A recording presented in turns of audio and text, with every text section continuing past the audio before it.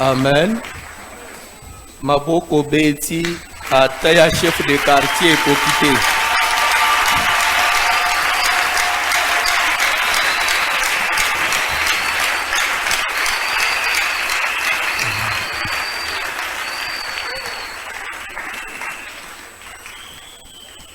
Pasteur Enoch yakofanda utabas pasteur ezao.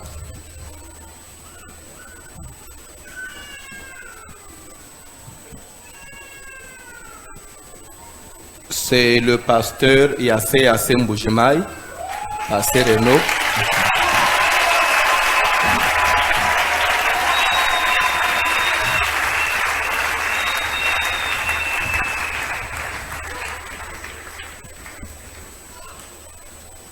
Amen. Kolo pambola bino. Yesu Kristo a pambola bino. Tozo lekana iloba na Nzambe tema na biso ezali la Sainte Seine. Banani ba riba tema lelo. Amen. Je crois qu'aujourd'hui, on a y a baptisé plus de 2000 personnes. Et ça qui sont lelo. Et s'il était la délégation de Brazzaville, Bakomi? Pardon? Mais Baoui Bazoya Lobissé. Baoui Bazaliawa, je crois qu'on va prendre encore des dispositions. Au Yarata Ibatem Lelo, comme il y a une forte délégation au Brazzaville, on va les baptiser le matin. Ce qu'on rataki, tu peux te rattraper le matin. Hein? Il y aura une équipe à Bassade Nanzambe, à vous baptiser Batuna Tongo. Lobby na église awa activité moko ezate. Si ce n'est peut-être ba intercesseur nde bako sambela, église na biso bako kombola ba désinfecter batangi bakiti. Yo na ndaku uzwatan ya kopema. Amen. Lobi kutunde ngoza wana ko onana bwaki nguna TV uza songi songi Cheba tema na télévision. Zongi sangu ça fait du bien. Lobi kutunde ngoza wana ko sala uto aterere mu uto benga na téléphone. Parce que demain je suis le boulanger. Lobi fona lamba lipat. Balamba kanguna moisité. Balamba kanguna n'importe qui te. Parce que ça na formule na. Lobi na moi na omona na te pour que na zokende ko lamba lip. Ezamba salute. Pe place tozo sale lango. Mutu amasumo ko makate. Ou atoza musala Nzambe, basala Nzambe nyonso bako makate. Wana eza bunganga Nzambe sikoyo. Amen. De temps ya kolamba lipa kobongisa vinyo. Zamba pambola papa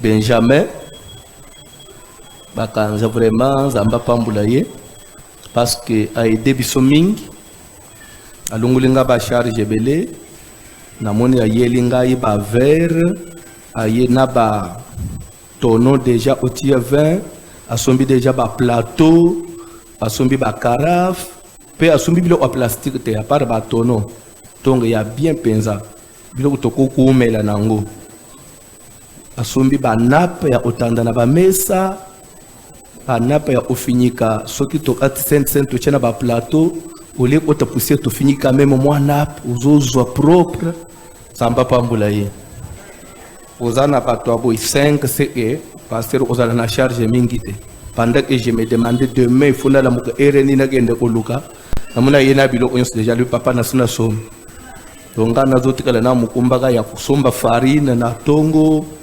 kusomba saka mungwa parce que lipa wane ekota kasukali te ekota ka mungwa.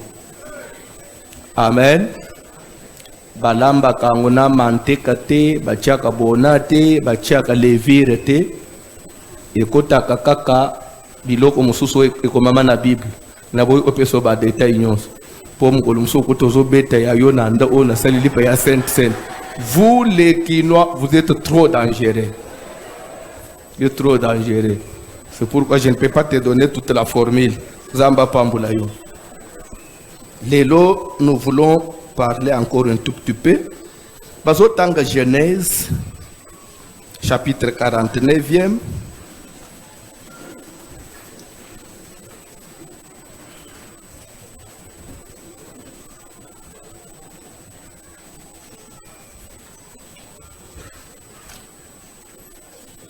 Genèse 49, Tobandina verset 8, Tozokita. Genèse 49, verset 8. Genèse 49, à partir du verset 8, nous lisons au nom de Jésus-Christ. Judas. Judas ou Bazolo Bawa, Aza Judas ni. Parce que Bélia Bato Basara conflit entre Judas et Judas. Judas, c'est Judas Iscariote, où il a trahi Jésus. Mais Judas, où il Tangawa, Azali Judas, quatrième fils Yanan. Il y a Jacob, ancêtre Yanan. Il y a tribu de Judas. Koko Yanan. Koko ya David, Koko ya Yesu. Parce que Jésus est de la tribu de Judas. Comment Jésus est de la tribu de Judas? Parce que Joseph était de la tribu de Judas. Comme Joseph qui était de la tribu de Judas, Joseph avait fiancé Marie. Automatiquement, moi nazouaka côté à papa. De Jésus a comment la tribu de Judas à partir de Joseph. Ce n'est pas à partir de Marie. Et pourtant, Joseph a papa mubokoli. Mais Jésus a quelle tribu à papa wan. Yo kenda na tribu aba no kondengo fanjwana. Ozolinga to oyo kulia saint mwana ba no koyo. Azawa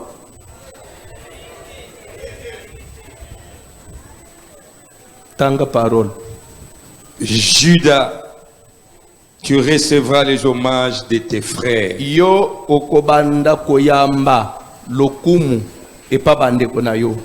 Ta main sera sur la nuque de tes ennemis. Loboko nayo ekobanda kotindike ozala na mukongo ya banguna nayo pona kotindika bango. Les fils de ton père se prosterneront devant toi. Bana ya tata nayo bakufukamela kayo. Judas est un jeune lion. Yo ozali mwana nkosi. Tu reviens du carnage, Outi bokila mon fils. mwana nangai. Il ploie les genoux, Ozongumba mabolongo. il se couche comme un lion, Olala lokola nkosi. comme une lionne. Lokola nkosi ya mwasi. Qui les fera lever? Nani akotumo la lion po atelema sotele ye. Nani akoti ko provoquer lion. Le sceptre ne s'éloignera Tozo point telema de muke Judas. wana. Vous savez quand on prie, nous disons Jésus, tu es le lion de la tribu. Judas. Et où t'en as versé nini? À place oyo. Judas, tu es un jeune lion. Bandela place one. À comprendre pourquoi. Judas est un jeune lion. Vous comprendre, hein? Tu reviens du carnage, mon fils. Il ploie les genoux, il se couche comme un lion. Vous comprendre. C'est pourquoi nous disons, tu es le lion de la tribu de Judas. Vous comprendre, hein? À partir de la personne de Jésus, comme le lion de la tribu de Judas. Toi avancer. Comme une lionne qui le fera lever. Le sceptre ne s'éloignera point de Judas. Quand on dit le sceptre ne s'éloignera pas de Judas, qui connaît le sceptre lingolbanin? Pardon? C'est le bâton souverain. Lingenda ya bokunzi. En d'autres termes, lingoloba, pouvoir et kojiko kende musika na tribu à Judas. Mais tu vas te rappeler, les makambu ya pouvoir et bandina Israël, roi ya liboso, Saül abimina tribu nini? Tribu de Benjamin. Et pourtant prophétie ya Koko Jacob et lobake bokonzi kokiko kende musika na tribu ya Juda te bukonzi fallait bima kaka na tribu de Juda. Mais pourquoi que kobandela na tribu de Benjamin? Est-ce que Dieu s'est trompé? Non. Si le pouvoir était allé na tribu de Benjamin, parce que Israël basenga ki pouvoir na moment oyo et sengela kina no bazo pouvoir te. Ils ont précipité les choses. Ils ont fait pression na Nzambe. Pese biso ka mokonzi, pese biso ka mokonzi. Oyi biso peto nito okana na mabota nyonso. Nzamba tali na opesi bino mokonzi ndenge nini parce que koko na bino Juda asalaka inceste. Abotaka na mwasi ya mwana na ye Tamar. Abima na mwasi ya mwana abota. Nzokande Bible zoloba ke soki inceste salemi malédiction etikala na famille wana jusqu'à na 10 générations. Sikoyo bango nanu bakokisa 10 générations pour malédiction esilate. Babandi kosenga pouvoir. Nzamba levoke na répondre kaka nde Nzamba bimisi pouvoir na tribu de Benjamin en attendant bako isa 10e génération pour malédiction inceste. C'est pourquoi ceux qui otangi ozwi kaka Bible na yo okoti kaka na mukanda ya Matthieu obandi kotanga généalogie de Jésus okotanga okomona ke kobanda Juda jusqu'à David, ça fait 10 générations de David a eu au pouvoir parce qu'on devait expier la malédiction de l'inceste. Dieu reste Dieu, il est dans sa parole. Il y a des choses que tu peux faire que Dieu va pardonner, mais et tombe au tigal. Tina bana ba ofutaya. Et ça c'est Dieu. Fandanase. Tanga Bible. Le sceptre ne s'éloignera point de Juda, ni les bâtons souverains d'entre ses pieds, jusqu'à ce que vienne le Shiloh. Qui est le Shiloh? C'est Jésus-Christ. Il y a un Shiloh.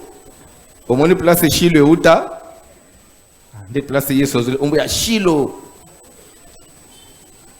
Parce que c'est lui le véritable roi ya Juda. Oya ye le lingenda wane kwei na maboko na ye etikali libela. Moye lunga le sous ezate parce que lui il est roi éternel. Tokei papa. Et que le peuple lui obéisse. Quand le Shiloh viendra, le peuple feront quoi? Lui obéiront. C'est comme ça que l'humanité tout entière nous obéissons à qui? À Jésus. C'était la prophétie depuis Genèse. Tanga biloko papa. Il attache à la vigne son âne. Après que c'est déjà sainte scène. A combien de biloko à Juda. On dirait à se perdre. Donc bilobo mesana na mateka est-ce que balibi sainte scène balamo au verset sainte scène. La foi c'est une ferme assurance. Anga ozanga na biloko anate. Matéa kala yabana mike. Amen. Les armes spirituelles sont chaussures, casque, épée, bouclier.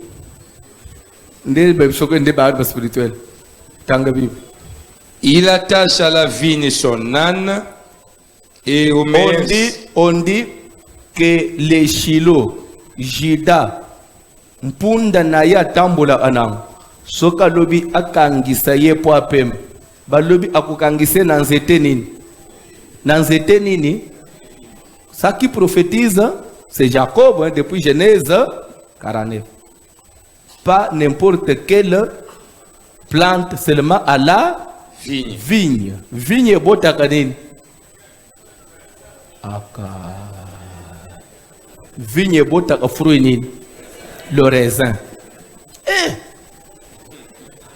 Amen. Toi avancer. Vigne botaka 20 botaka raisin.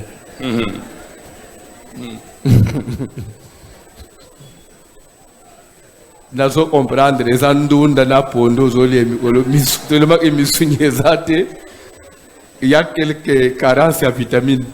Toi avancer papa. Il attache à la vigne son âne et au meilleur cep le petit de son ânesse. Quand on dit au meilleur septe, septe veut dire branche.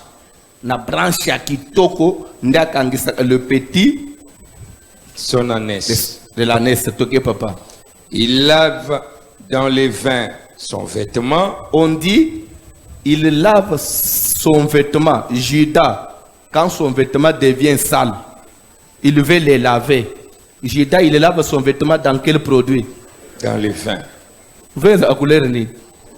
Papa, yo kama telamba pembo na vin. Pour comment ni?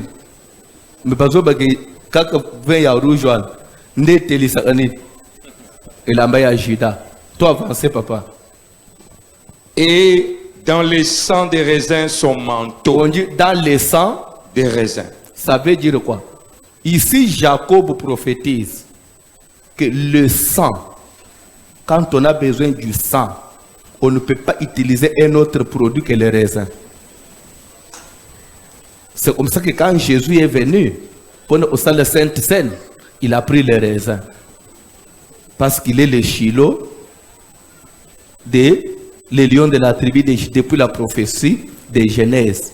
On ne peut jamais faire la Sainte Seine na jus et produit moussous si ce n'est que le jus de raisin. Parce que c'est le jus de raisin qui devient le sang. D'après Genèse 49. Et c'est le sang là qui peut maintenant laver nos habits. Et pourtant, nos habits c'est quoi? Ce sont les habits, veut dire les œuvres.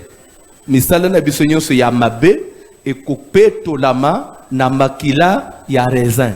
Quand nous buvons le jus de raisin comme sang de Jésus, ça nous lave. Ce qui yo meli vitalo et kotaché yo. Ce qui meli vin we elangu saka elangu si yo taché yo et qui misina muli musanto. Il n'y a que le jus de raisin qui peut laver nos vêtements et qui peut devenir le sang. On dit dans le sang de raisin, le sang des raisins. Pour dire que c'est le jus des raisins qui peut devenir. Ah oui, c'est ça, Botamak. C'est pour dire que Makambu Nanzambe, tout était déjà planifié, défini. Quand on a pasteur à Nabinoan, il y a 20. Alors, il y a commis Makilana Yesu. Vitalo est commis Makilana Yesu. Attendez Genèse 49. Oyebi nde umoka komelinga na États-Unis lelo nga moko nazotanga message na sekina osek abisingai pasteur François Makambo yo luki alubi d'ailleurs na kokota so église mo ya ba américain te basakane na bisoto ngana obanda kulanda kana internet parce que lere na landi mate abatema na Sainte Seine eza unjiri ulungulinga ilamba mwindo na miso alubi kaka ba mindelo zo mono. Église na biso to endaka toza na piscine na église chaque dimanche babatiza kabato chaque dimanche tole à Sainte Seine chaque dimanche be tole Sainte Seine chaque dimanche alors en tout cas na mona ngwa mvutuma de ko boye dimanche na ton bozu baptême bozu Sainte Seine dimanche musu bozu baptême pour les Sainte Seine ukotonda kwa Sainte Seine na suko ya nini babisku ya ndenge na ndenge balia ba couleur nyoso ya babisku ya mukili ozolanda Matthieu nazolingolanda nga très bien Genèse chapitre 6 à partir du 14e verset rapidement Genèse 6 à partir du 14e verset ozoko matate kola yoza un ordinateur na motu. Fais-toi une arche de bois dégoffé. Est-ce que vous comprenez? L'Éternel parla à Noé et dit, Noé, tu as trouvé grâce à mes yeux. Mais voilà comment je vais faire. Misala mabe ya bato mukili.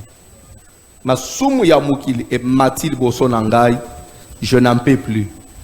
C'est trop. N'a eu décision ya ko détruire mukili mobimba. Nanzela ya déluge na mai na mvula.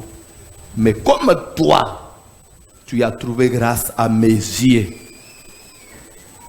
je voudrais que toi, je puisse te sauver. Je veux qu'un prédicateur me suive. Parce qu'il y a beaucoup de gens qui aiment dire nous sommes sauvés par la grâce. Gloire à Dieu. Je n'en disconviens pas. Nous sommes tous sauvés par la grâce. Mais n'oubliez pas, la grâce n'a pas commencé avec le Nouveau Testament. Avant Exode, il y avait la grâce. Et après la grâce, la loi est venue. Et après la loi, la grâce est revenue. Parce que si vous lisez l'Ancien Testament, même Abraham a été sauvé par la grâce.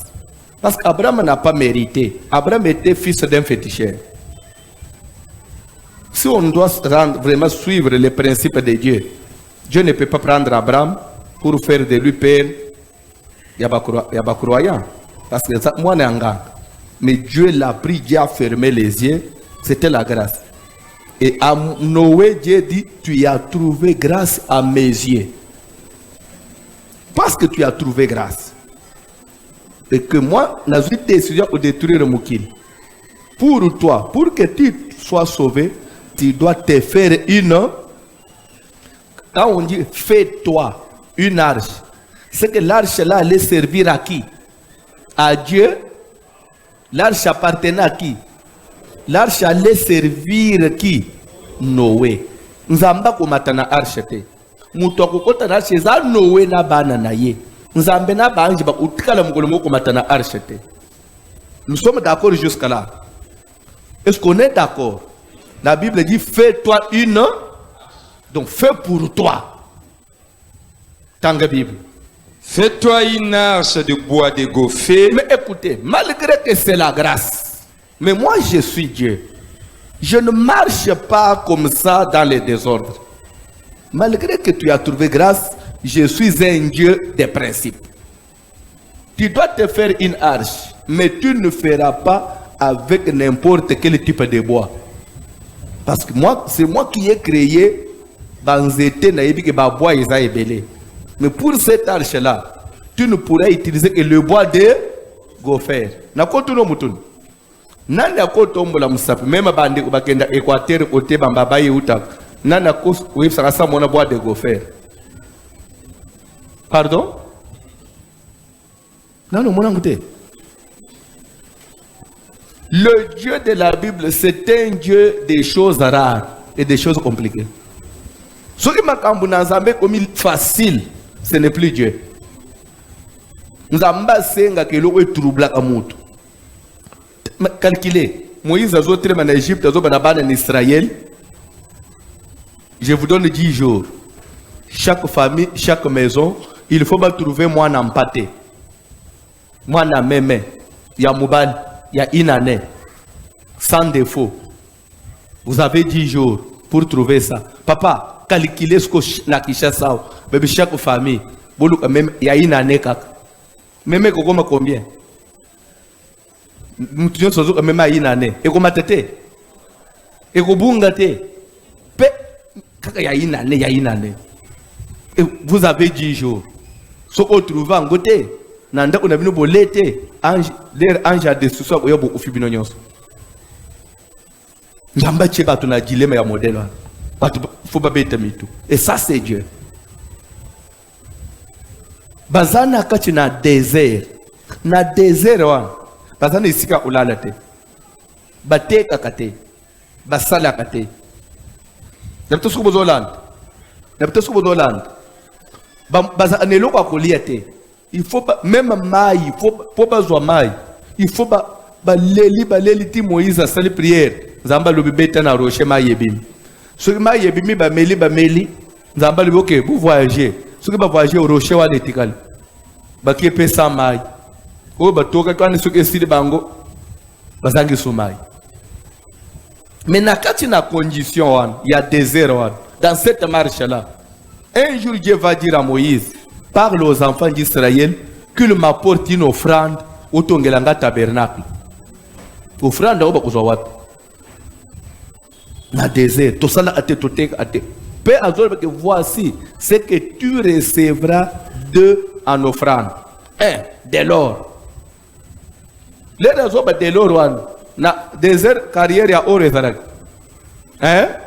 nzambe azotya miso na or nini oyo babimaka nango na Egypte parce que po bazwa or wana na Egypte bango bazalaka baesclave bakoki kozala na or na banda ote me bazwaki yango ndenge nini nzambe ayebisaki bango jour ya kobima bokende na bavoisin na bino ya baegyptien bodefa bango biloko ngai mo una kosimba mitema na bango defa or defa diamant defa ba dollar lere ka koyebisa mutuke pardon ukodefisa ngai $100,000 te pardon nazana mwa projet moko Égyptien otuna tete que yo esclave 100,000 okozongisela nga ndenge nini nzamba bina ko aveugle bango so be defisa nga 100,000 ma akusenga ate bo signer papier te mais oyela nga ye okodefisa nga ataba lengo ya or te vraiment nazana musalemo ma ba misi or ba pesa ba defi bilo utina poko na 4h du matin nzamba bimisi bango bakimi bakena biloko abantu lere ba omina de nzamba le bo pesa or bo tongela ngai parce que et outaki na bango te okukanga motema pourquoi Dieu savait que nyonso bazana nga mutu na pesa obotama na nini oyo kosalela nzambe loleno mukoloko ufuku kende na nini bakotia na nini na cercueil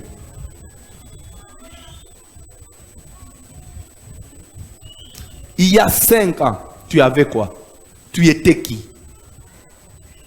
il y a 6 ans il y a il y a 2 ans oza ana position nini place au fandwa oza anani nana koko tia yoka à l'église c'est parce qu'on y a teniato na makolo et ça c'est Dieu. Dieu c'est un Dieu des principes. Fais-toi une arche mais tu vas utiliser la qualité du bois que moi je vais t'indiquer. Tanga Bible papa. Tu disposeras cette arche en cellules. Vous comprendre? Quand on dit tu disposeras cette arche en cellule, ça veut dire que cellule veut dire un compartiment. Ça n'est pas la chambre. Ukukabula chambre. Pourquoi akabula ba chambre na kati? Akolo bana nzambe tege ba chambre susu ya musalo nini? Nzambe nda yebaki loko usalem. Pourquoi sengi ba chambre? Parce que na arche wana ukukota yomo ote banyama bakozala ba soso bakozala ba ndeke bakozala kabula na ba cellule pour eloko na eloko efanda na place na. Et ça c'est Dieu. Dieu il est très intelligent. Mutokole kanzambe na mayela zate. OK papa. Et tu l'enduiras de poids en dedans et en dehors. Voici comment tu la feras. Zamba lobi kopakola na kati pe na libanda. Pona ni na kopakola. Parce que Dieu savait que libaya wana il faut être bien protégé et koumela na mai et pour la telembate. Okolo mateke pourquoi il faut na parole. Nzambe nda yebi pourquoi c'est. OK papa. Voici comment tu la feras. Dieu va encore plus loin, dit voici comment tu la feras. En français, ça veut dire quoi? Que Dieu te bénisse, frère. C'est que Dieu a donné le modèle. C'est pourquoi j'aime toujours dire, même au pasteur, même partout où je passe, il faut écrire dans ton petit carnet là, notez bien, les choses de Dieu ont l'air. Quand les choses de Dieu n'ont plus de modèle, ce n'est plus la chose de Dieu. Même la Sainte Seine, bande, boitu ya pamba ya libai. Oye batu bazo kota, kaka pona kukima mvula pendant 40 jours. Et après mvula wana bakobima, boitu wana ba osundola yangu. Nzamba zo pesa modèle. Bongo Sainte Seine oye zanzoto ya Yesu. Sainte Seine osala ke mutu aza l'enlever kenda na lol. Nzamba opesa modèle te. Il faut que te fufu pesa batu bali. Nzambe patiki yo. Osombi 20, obandi kolangu sabato. Wana olobi eza Sainte Seine po l'essentiel ko kanaka. Mais Noé aussi pouvait dire na sale lata bois rouge, na sale la kambala, tola. Mon ke nebi pe ba mabaya hein. Lifaki. Hein? Oh, il faut naïe, bah, je suis dans la construction quand même. Fromosa papa, je connais. Bois noir. Tu vas être sur ma boque. Yo yebi atate. Eleke lion denga na zone bwana. Lele bazo ba fromo zone oyebite. Balo baboy oyebite. Balo baboye oyebite. Yo yebi ka nini? Nzeta fufu. Nzeta fufu basala una bwa nini? Pardon? Na nini? Nzeta fufu balambela mama basala una bwa nini? Tuna ba mama mozoka na nzete boy basala una bwa nini? Soki oyebite omoni meme liboka o batutela kapondo na biloko wana. Liboka basala ka una nzete nyonso te. Même nzete afufu basala ka una nzete nyonso te. Parce que zana ba nzete mususu okotute bilo ope bomio. Oui? Et na ba nzete mususu peza kabololo. Ba osalela ngoliboka te. Ba osala nzete afufu te. Donc on a nzete afufu ba to ambo wana ba nzete ni ba osalela nzete afufu. Parce que yo ostoko kamatili ba yo osala nzete afufu. Donc Dieu donne le modèle. Papa, église, et ça na modèle te. Makambu na nzambe faso yo zote, eza so na modèle te. Et lambo to respecta so le omokote. Ah, baptême, eza na modèle te. Mais ça baptême chrétien na nini? Tanga Bible. Voici comment tu la feras.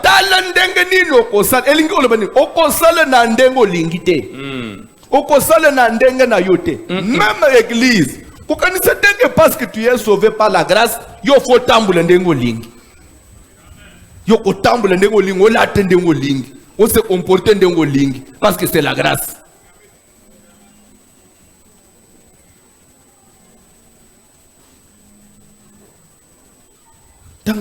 L'arche aura 300.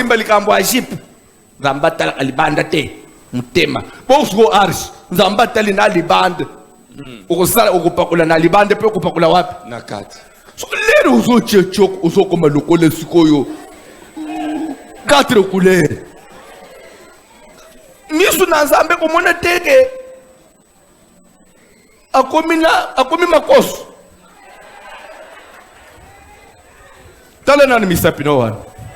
Tala aw. Ate yo moko. C'est normal. Ozoluka nini?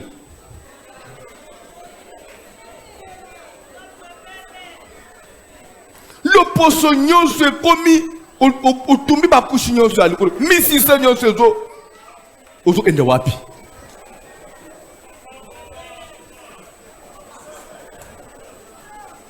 Donc Nzambe asalakere. Tozolo bana Nzambe falo salangata française. Osalanga kaka mungala. Falo na bota matana na Allemagne.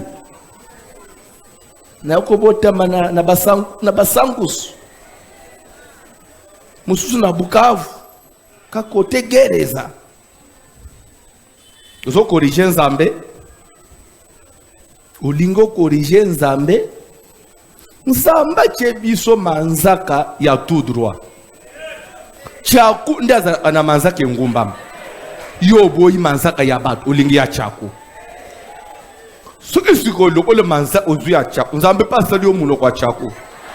Oko sepele. Ole mwika na tomu muno ono omi ndenga manzaka noeza.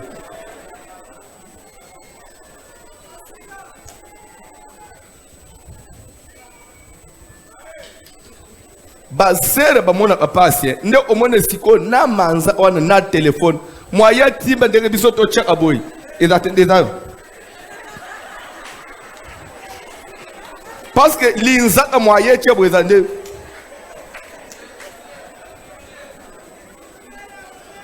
botala ate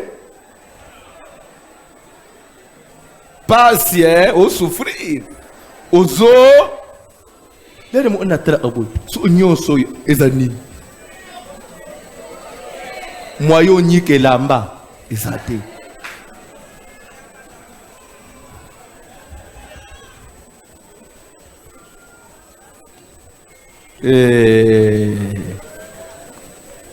azaba penalty ko sa baptême Tobo était aussi baptême bien, mais tu as pour manza.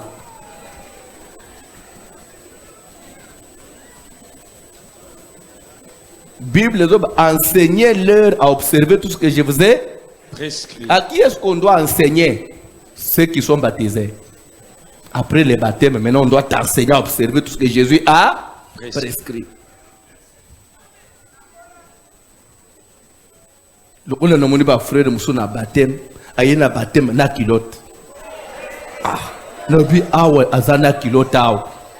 Do abzo botama sika na kilote. Bon on a cité. Ah, utambula na nini? Na sous kilote. Wa méchant, hein?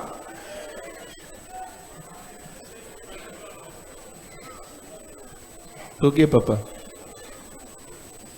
L'arche aura 300 coudées de longueur, 50 coudées de largeur et 30 coudées de hauteur. Tu feras à l'arche une fenêtre que tu réduiras à une coudée en haut. Tu établiras une porte sur le côté de l'arche. Vous savez comment on calcule les coudées na mètre? Hein? Quand on dit 300 coudées, ça fera combien de mètres? 300 coudées de longueur. Ça sera 150 mètres. 2 coudées, c'est 1 mètre. Amen. Alléluia. Amen. Les coudées, c'est quoi? Alléluia. Alléluia. C'était, on mettait les pas. On fait comme ça. Il faut comprendre.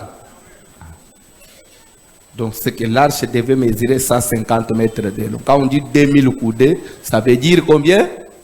1000 mètres. 2 divisé, 2 autres, c'est 1. C'est simple. Il faut boyer à Biloko. Ok, papa. Et tu construiras un étage inférieur, un second et un troisième. Vous avez la description. Vous avez ça nanan. Ok, papa. Et moi, je vais faire venir les déluges d'eau sur la terre pour détruire toute chair ayant souffle de vie sous le ciel. Tout ce qui est sur la terre périra. Mais j'établirai mon alliance avec toi.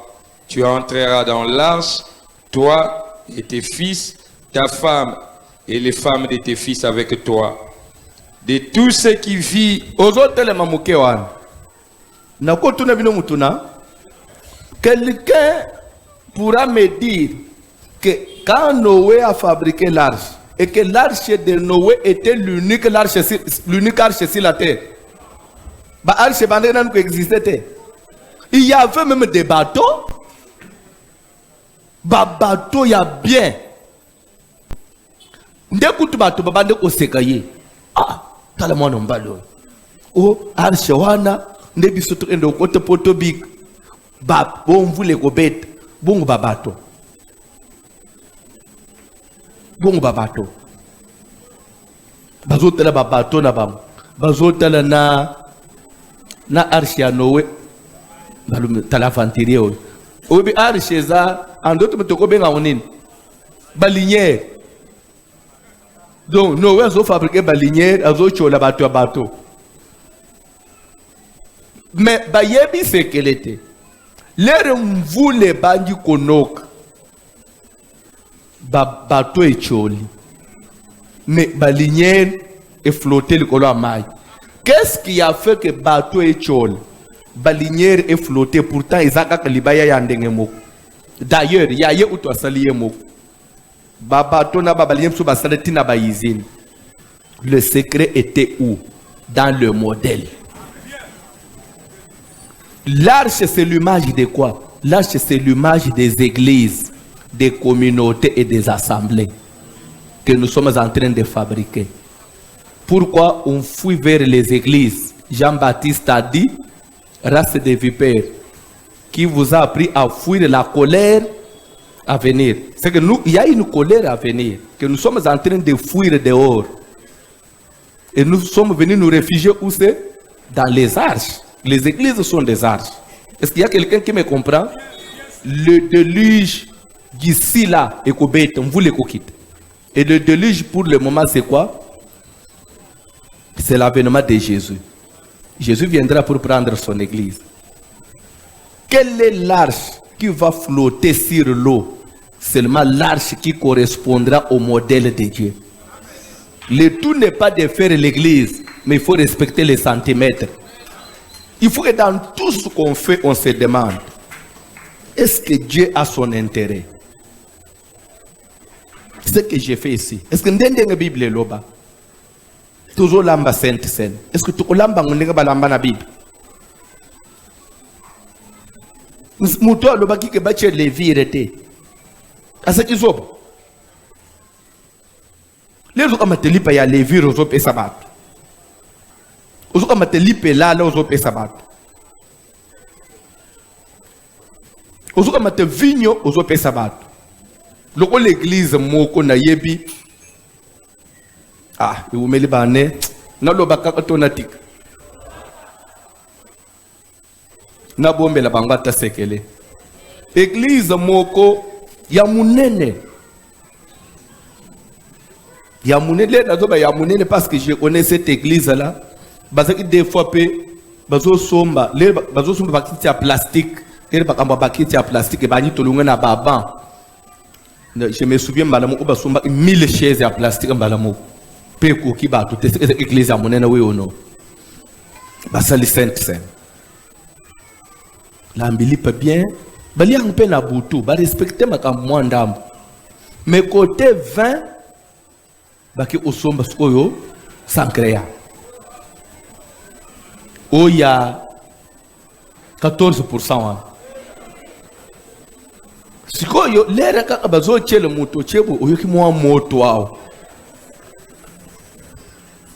Maintenant, batangi na Bible zolo bake eloko etika la tina tongote bosili senyos lera bakabuleli bandimi oye etikali siko na bassin papa mukambi ya église na basali na ye bakoti na biro koto basosa na no appel de fonds bango bali photo 6 biloko oyo etanela katongote kako ya tondisi vert pio oya tondisi vert te nzambe pasungi basilisi.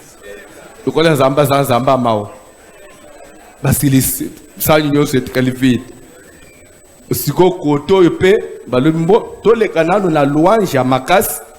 Parce que pour votre information, il faudra que tous les prophètes se mettent en place. Parce que on doit avoir des directives. Ou bien les personnes pas prophètes na bisonyo stoza anabango na ba maombi, robina butu. Amen. Les temps balombo to pesa na louange comme ça to pesa nzela na bamoni na louange wana nzokande sangrea ese bandi osala musala bamoni kaka basali na nzambe bakomeli boso mabina moko. Amen. Sikoy oye yesu kozala grave plus grave. Maintenant, le représentant légal, tellement qu'il y a Meleke, Beletala, Kayaza, Mokonzi, la bande pour respecter papa. Il y a Célicinde Bozi vert. Et il y a aussi que des fois, tellement qu'il y a Zobin, des fois qu'il y a une sanguine qui est soulagée à Zong.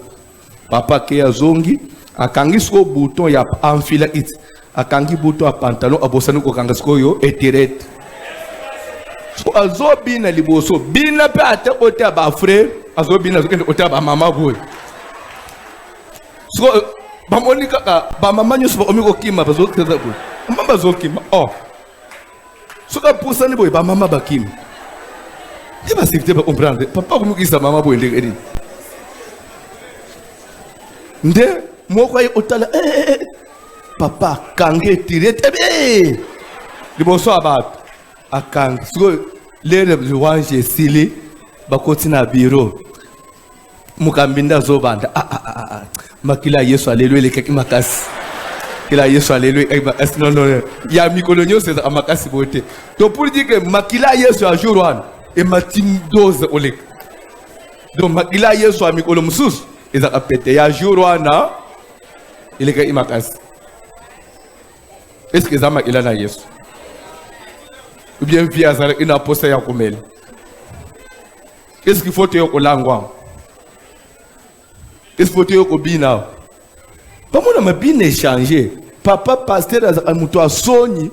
Mais akomi kaka.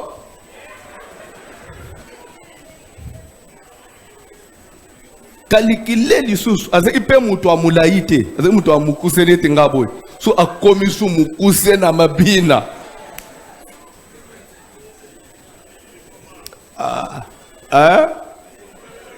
Lere mulimo ekitak. Donc yango na bela kaliboma ibandale lote apa bela kaliboma ba melaka vinyo ya elangu sakate ba melaka le vin fermenté te. Vous savez le jus de raisin lorsque se pressait le même jour et que l'alité est fermenté te elangu sakate, c'est du jus pur. Ce qui est là et c'est fermenté nde kolangu. Et dans d'autres, on ajoute de l'alcool. Mais les jus purs, il n'y a pas de l'alcool. Ça ne peut pas enivrer mon tout. Mais avec l'alcool, Dieu ne se contredit pas. Ne vous enivrez pas de vin car c'est de la débauche. Le même Dieu qui refuse le vin, le même Dieu vous dit de faire la Sainte Seine avec le vin. Oui, languis. Amen. Alléluia. Les choses de Dieu ont l'air. Avant, on lit à Sainte Seine. Regarde. Est-ce que c'est fait selon les modèles? Pourquoi on doit chercher à respecter les modèles? Si Noé avait ce devoir à autour de son modèle, c'est parce que le déluge était le jugement. Quand le jugement de Dieu vient, s'il trouve le fondement solide, vous échappez. S'il n'y a pas de fondement, la maison qui est construite sur les sables fait quoi? Se laisse emporter. Je peux vous dire quelque chose. Vous savez que cette église a échappé au jugement. Et le vent n'a pas pu emporter Kalembelem. Parce que c'était une maison bâtie sur le rocher.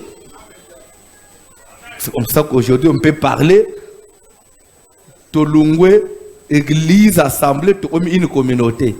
Après un jugement. Continuons à respecter les modèles. Nous irons loin. Que personne ne vous trouble. Mutolonga nzamba zate. Balonga kanzambete. Ndokia longa kanzambete. Ataozana bitumba ya. Bazui bandoki nyonso ya Congo. Bazui ya Brazza na ya Angola na ya Rwanda na ya Burundi na Uganda. Soki nzamba lobi non. Muto osolo loka zate. Ta vie, le souffle que tu as là, ça vient de Dieu. Et zana mutu ako beta teke na osukisa yo. Yebiso okosi. Est-ce qu'on le bakosi? Ah, ozolo bango bien te. Parce que baza banzambete. Même tata moi si na bino za nzambete.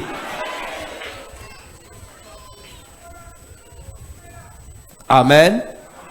Alléluia. Il y a une sœur ici, la semaine passée, elle m'a envoyé son témoignage par audio. Alors, je me mes papa.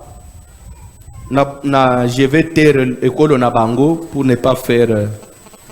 Alors, baza école moko boye mais non kasayen. Papa na ye ya sera sakufa. Batikele na tata mwasi. Tata mwasi benga bango yebisa bango ke. Ndenga botambula kaboy. Boko yela ngai mibali nyonso sauf muluba. Jour boko ya na muluba, lobanga na kufi nde abaliyo. Parce que ngamu tuna ulia dot. Sere suka zolba boy. Papa, eza unjile tata mwasi ala kele biso mabe. Mubali nyonso soko utane naye. Uzotu ne kaka na kasaye. Mubali akobali oboy nani kasaye. Alobi ata copain yo zanan kasaye. Na usuka wapi na bino. Abi mubali musu ya bien aye papa na biloko nyonso. Alobi soko lobi mbala moko oui na chona ndako. Alobi papa tala mubali na mbongo tala mubali. Alobi na yena mubali na ndako. tata moi samoni mobala sepele bato yonso pa sepele na soka tunu baluza ko lumbala bimuluba tata moi sami bambe na se bima tata moi bima lobangana kufa alu papa mobalo anake abali mwasi mususu des fois bazole kana bo namoni ndenge bato babongi le population eza iyanga na kutani na mususu alu papa na beti 40 ans mibali ba yakabalo alubi ya suka ya mikolo na zisu muluba ya bien les sos so na bandi ko mituna nzambe nanga 40 na kukende wapi mutwale adota lobi ye soki muluba loba ya kufu nzambe ngai fona bala yo mutozo tinda bakasayen epa na biso kasayen te condition ya kufu nzambe talisa bu nzambe na yo alobi papa kaka na décembre awo tata mwasi na biso abilité na zane église no ka bazobengo tata mwasi a piqué crise bakomene na ngaliem mais tata mwasi abela kate crise ya nini alibo wana mobali akomi ko sala ngasko pression aya na ndako so na zo banga komema ye mobali sko zo trouver nga suspect mwasi di na jo basu nyoso zo welela babala ye yo to indépendant ozolinga tu as un problème so moyen na bisere kuna raso yele kakate na komo sala kaboni na ulela kake pa nzambe papa akende te l'état dosi se prier na tout le boni tata mwasi crise na ndenge nini bali tata mwasi za déjà na mort sera le bi papa alléluia na bali mutu na ngai koyeko koma te ya yo liwa bato bazo sepela pona nini motema mabe pona nini misala kindo ozonyo ko la famille pona nini yo mutu ozolanda nga na radio sinde na zolo bana yo ozolanda nga na lupango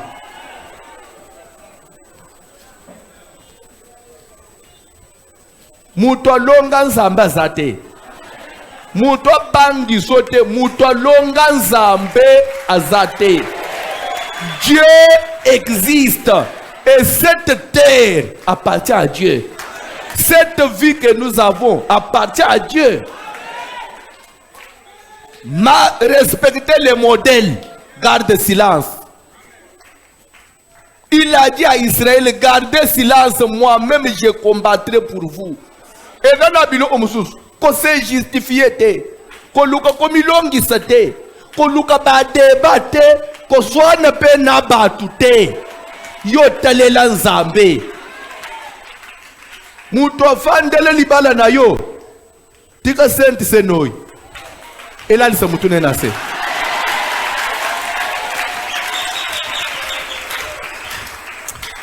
Peut-être beaucoup de gens ne comprennent pas la façon dont Dieu marche avec nous, mais je vais vous révéler un secret. J'arrête la prédication aujourd'hui par là. Vous ne savez pas, une jeune communauté, nous commençons une nouvelle année, on a la dédicace, mais je préfère que la dédicace est à la Sainte Seine Nakati. Pourquoi la Sainte Seine? La Sainte Seine, c'est une alliance. Nous voulons commencer une nouvelle alliance avec Dieu. Nous voulons abolir tout ce qui est antérieur. Nous voulons sortir de tout ce qui nous avait... Vous comprenez? Hein? Pour rentrer dans une nouvelle vision avec Dieu. Je t'exhorte. Mange cette Sainte Seine. Rentre dans cette vision. Ou changer dans nos bandeaux. Obi manano na mipepe mususu. Tokota na mopepe asik. Totala na bisika nini nzambe azome mabisu. C'est pourquoi nzamba sunga bisu. On n'est pas des dieux, on n'est pas des saints. Mais l'homme doit faire un effort, na possibilité pour faire quand même ce qui est possible. Pour que ça ressemble quand même au modèle de Dieu. Et le Dieu du ciel nous donnera succès. De l'eau nazo sukelawan. Nazo ngana exhorté yo. Soko tangi mukanda na Malachi. Bible zoloba que malamu mutu azala likambu na muninga mutu nzamba sala nini a intervenir kasi yo zana likambo na ngai qui sera conseiller batu tozana na likambo na point nini vous autres na point nini vous me trompez dans les dîmes et les offrandes vous avez un problème avec moi au yo zo lingo kominye na Yesu na sente sene ukoma ilo omo na Yesu ufuta kajima te bu usuka wapi ozana likambo na nzambe uzo abangagement honora kate bu usuka wapi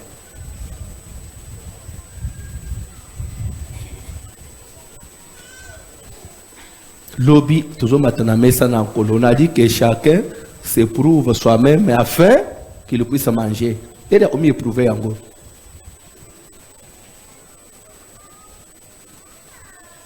ozana nyonga jimete ezali mais mesa za lobby ozobongisa journée pardon lelo na erni kana pourquoi ka pona lobby ko bongisa na combien ko usala ba vantira ote na moni ka 10 millions na bongisa yo dana nyonga dima 10 000 francs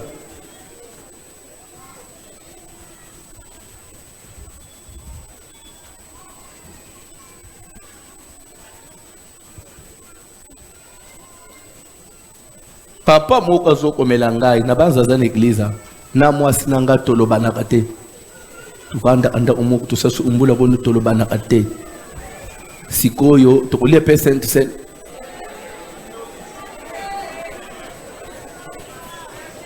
na tuniye papa tozana bana tobalana normalement mais a comportement ya mwasi wana na monika na kolobisa yete suste mais naza pour ça olia sen mais comportement moi sur le papa pour yebiete parce ma bé oyo ko réparer Dieu ozobona ba vanter ayo ofuta nyongwa Dieu zamba pambola yo Bible ozobe que les royaumes des cieux forcés ce sont les violents qui s'en emparent zamba limbisa yo lia sense no pambola si c'est d'un cœur sincère telemato prier yo zolo banate nanan yo zolo banate nanan na papa bo ilo mama bo ilo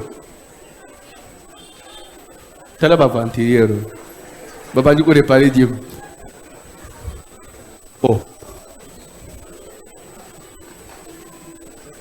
za construction za osdima yango wena uchela construction ubandeli susu a zero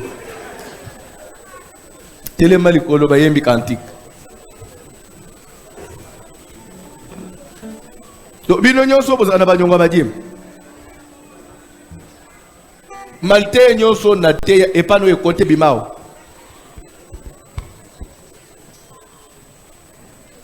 et c'est sérieux ça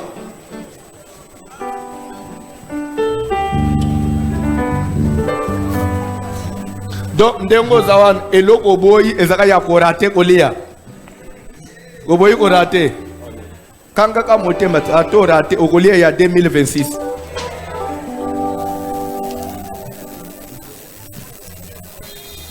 na kuti bande mi bale bazo solo bazo baku ozo banga nini soko lia mbalote atana mars okolia na tuniye na mars yo mutoko organizao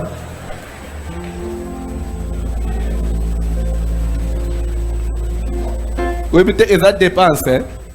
Ça dépense, moi, il y a grave, c'est ce que cantique, s'il vous plaît, tout ça au télé. Na bela zambe na mai, na bela zambe na mawa, na bela zambe na mai, ino akoya na bela zambe na mai, na bela zambe na mawa, na bela zambe na mai, ino akoya na mai. Ba prophétesse bazana nyongwa jim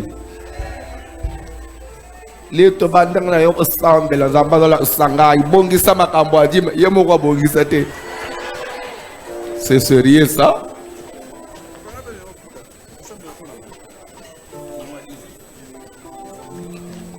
na bela zambe na ngai na bela zambe na mawa na bela zambe na ngai Ino akoya tola belela o. Belela zambe nanga. Belela zambe nanga. Belela zambe nanga. Ino akoya tola. Belela zambe nanga. Belela zambe nanga. Belela zambe nanga. Ino akoya tola. Alobi nanga Yesu Osala kabikama Yesu Ya mama na Yesu Ya mama Yesu Oh mama binanga Yesu Osala kabikama Yesu Ya mama Yesu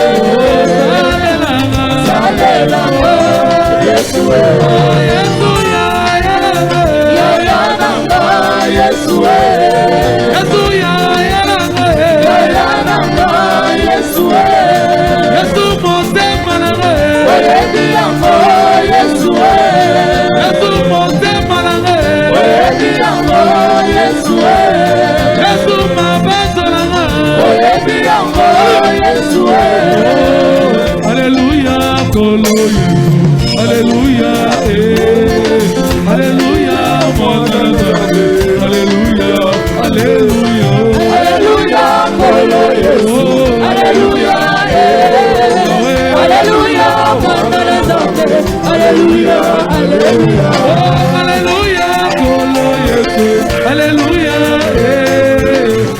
Dieu, Alléluia, Alléluia, Alléluia, Kolo Yesu, Alléluia, Alléluia, mon Dieu, Alléluia, Alléluia, Alléluia, Kolo Yesu, Alléluia, Alléluia, mon Dieu, Alléluia, Alléluia, Alléluia, Kolo Yesu, Alléluia, Alléluia, mon Dieu, Alléluia, Alléluia. Il a resté les noms, au-dessus de tous les noms. Il a resté les noms, au-dessus de tous les noms. Tout genou fléchira, l'autre parlera de nous. Il a resté Il a reçu les noms, au-dessus de tous les noms. Alléluia. Il a reçu les noms, au-dessus de tous les noms. Tout genou fléchira, lorsqu'on parlera de l'agneau. Tout genou fléchira, lorsqu'on parlera de l'agneau. Il a resté les noms, au-dessus de tous les noms. Il a resté les noms, au-dessus de tous les noms. Tout genou fléchira, Lorsqu'on parlera de l'agneau. tout genou fléchira, Lorsqu'on parlera de l'agneau.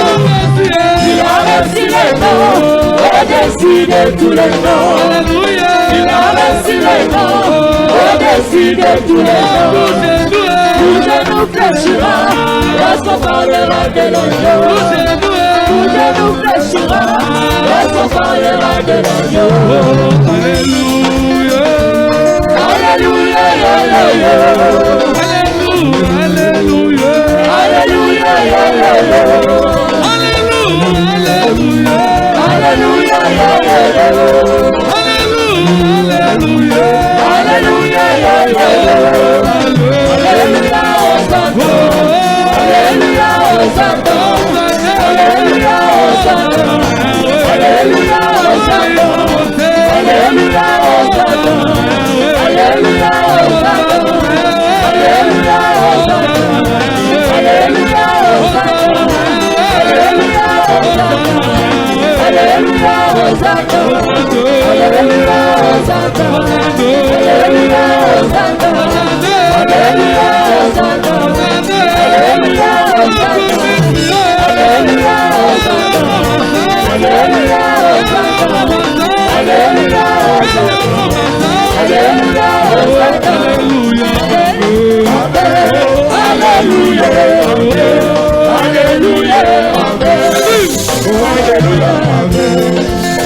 Zala concentré.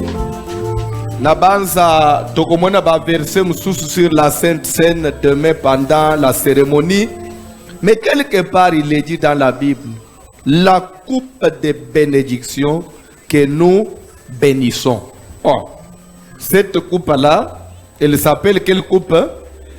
C'est qu'en elle, elle renferme quoi? Des bénédictions, mais on dit c'est une coupe qui renferme des bénédictions, mais nous la bénissons. Elle est déjà une bénédiction, mais que nous bénissons. C'est que la Sainte Seine, c'est une bénédiction, mais que nous allons encore bénir. Moi, je viens à la Sainte Seine comme ton fils et non comme ton ennemi. Je viens pour être béni et non pour m'attirer un jugement. Parce que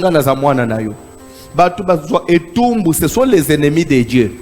Comme Judas Iscariote, c'est Maya Olia, Satan a côté lié, na tongwa te Yesu amidjembik. Parce qu'il avait de mauvaises intentions. Mais toi, tu n'es pas l'ennemi de Dieu. Toi, tu es un enfant de Dieu. Dis à Dieu, je mangerai pour être béni. Pour namuna makambo fungwa. Pour oye salamate salem. Nazo guérison. Makambo nanga sim. Misala nanga ye pambula. Ba don spirituel e fungwa.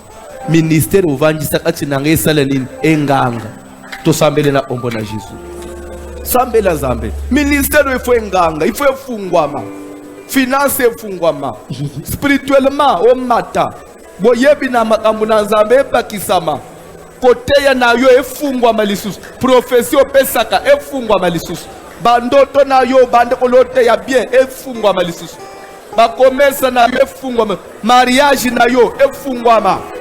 On dit la coupe de bénédiction. Comment pour dire que les aïeux le mouton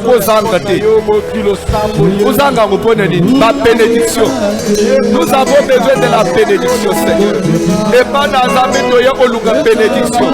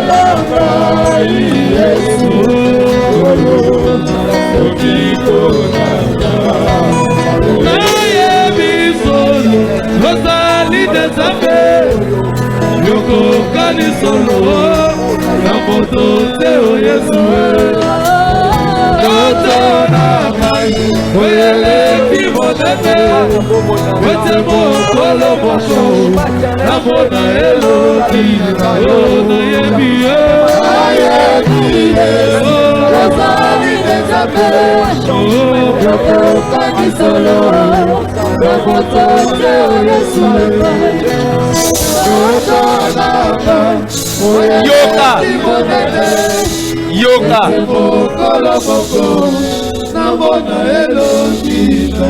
Moi, je suis en train seulement d'étudier la Bible. Ensemble, on analyse. Une sainte scène mal présentée, mal prise, écoutez les conséquences.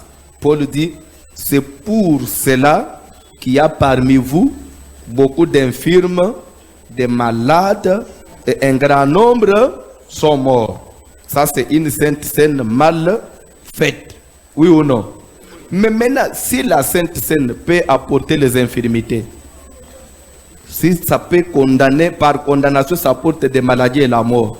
Mais si c'est bien présenté, c'est que ça enlève les infirmités, ça enlève les maladies et ça enlève l'esprit des morts. Ça, c'est dans la parole de Dieu. L'esprit des morts, mususu bandoto abatu bakufawan, lobi na bouté zo sila. Amen, amen. Parce que ozoli makila na Yesu, Yesu aza éternel. Les ozoli omeli makila na Yesu, makila mutu aza éternel. Yozo omanan. Ozo sala prière. Yebi sanzambe lobi nazana bezu no mono lobo ono na vina ngai. Na lieboy na meliboy liwebimi. Maladie est sili, infirmité est sili. Ozo sala prière. Au moins de l'eau qu'on a pour ça le même que les témoignages que banda konoka, bato ba sabota kango bakolela. Bakoma ko regretter. Na lia ite pona nini. Tamuso boy ko lia kaka parce que azoko ko otika moi makango na yoana te. Mais il faut se voir mon comment il va regretter l'avantage au bateau au lieu de au coma. Et vous tinda bongo la motema lukanzambe. Ozo ebisanzambe na vivre le beau onayo. Oyo na mona pe na nzambe te lobi na zoya. Dieu est réel. Samba zaka enigme te ya lisaponge te. Nzamba za ya solo. Azaka ya masapute. Ozo sala prière. To sambele na ombona Jésus. Mon santu na Israël Yesu. Papa na puissani liboso ya trône na yo. Yahweh sala na ngolu à travers musala oyo éternel Dieu. Nabi mana yo ya molo sango. Nazana pronta.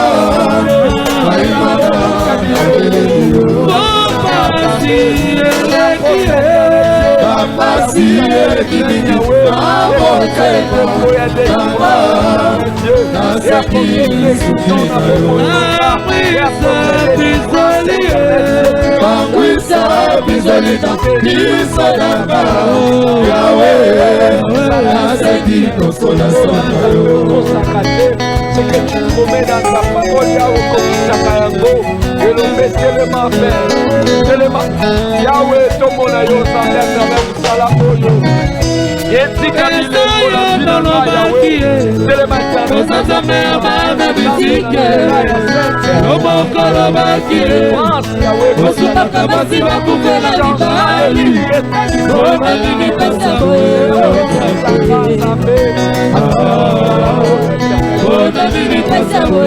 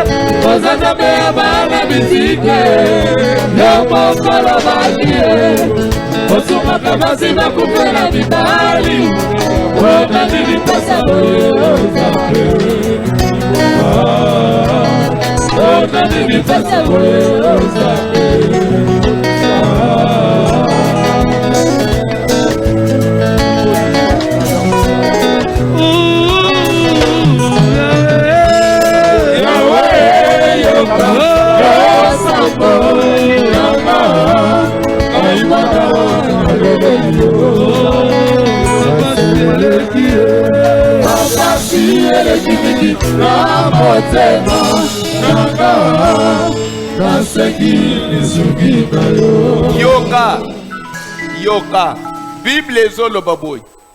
Si, quand on dit si en grammaire, ça veut dire c'est une condition.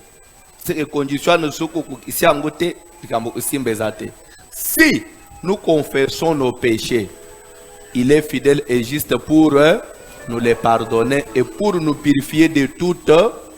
Et si nous ne confessons pas, il est aussi fidèle et juste pour ne pas nous pardonner et pour aussi ne pas nous purifier de toute iniquité. Toi, tu as besoin qu'il te pardonne ou qu'il ne te pardonne pas. S'il y a encore une culpabilité en toi, s'il y a encore un péché en toi non confessé, tu peux confesser maintenant. Je t'accorde quelques minutes. Confesse, demande pardon à Dieu. Tu dis à Dieu, rappelez Yeli Lobana, Oya Kutubela, Olimbis, Sengelang, Dimbisanga, Ina Tubel, Tosambele na Ombo na Jésus. Demande pardon, Seigneur. Ma décision, ma réaction, ma comportement, ma vie, me suis caché aux Anna. Que Dieu ait pitié de toi, que Dieu puisse te pardonner. Demande pardon.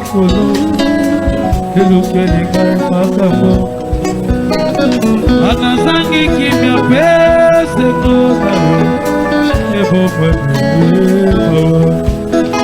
Papa yolimbisanga Papa